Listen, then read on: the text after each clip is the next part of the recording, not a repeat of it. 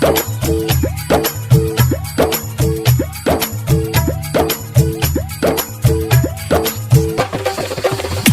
अहाँ सब सुनि रहल छी राघव राज के।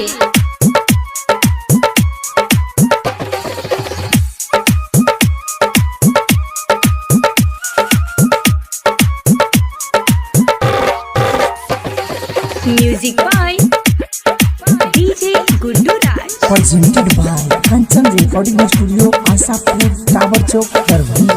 किया रुसल छियो दुल्हा, किया रुसल छियो हे, किया रुसल छियो दुल्हा, किया रुसल छियो। बाबू बनेलक लाख टका, कहियो किया रुसल छियो। बाबू बनेलक लाख टका, कहियो किया रुसल छियो। किया रुसल छियो दुल्हा, किया रुसल छियो।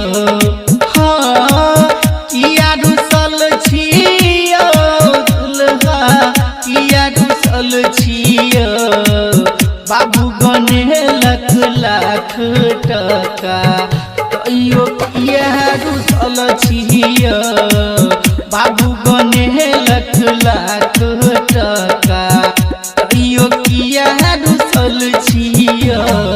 डीजे गुड मधुबनी, डीजे गुड मधुबनी, डीजे गुड मधुबनी, डीजे गुड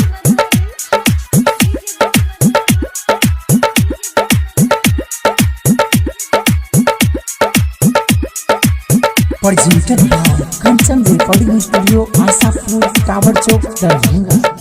बापू अहाँ के पर चोटा आतेहने या बड़का टका, जाओ कुटुम ना कटेलो। हम बापू अहाँ के पर चोटा आतेहने या बड़का टका। अहाँ कोना बैसल छियो, अहाँ कोना बैसल छियो। बाबू बनेलक लाख टका, कहियो किया रुसल छियो। बाबू बनेलक लाख टका, कहियो किया रुसल छियो। डीजे गुड मधुबनी, डीजे गुड मधुबनी, डीजे गुड मधुबनी, डीजे गुड Madhubani, DJ good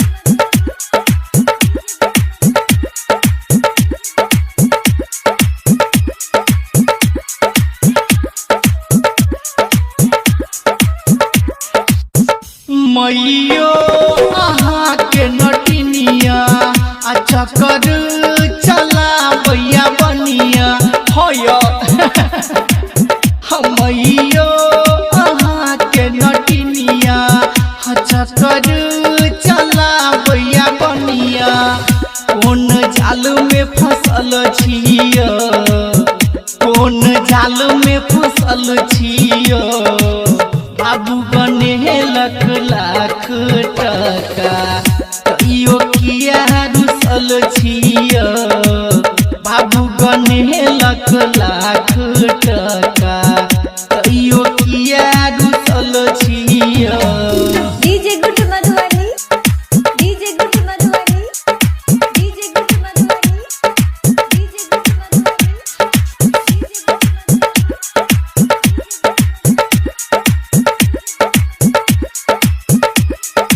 Presented by Kanchan Recording Studio, Asapur, Tower Chowk, Darbhanga। बहिन अहाँ के चमची कनी, राघव संगे देखलो अखनी। पुराना कान कटि गेल कुटुम। बहिन अहाँ के चमची कनी, बिकेसी संगे देखलो अखनी। अहाँ के न खसल छियो, अहाँ के न खसल छियो। राइटर कहैया हरिचंद्र, अहाँ के न खसल छियो।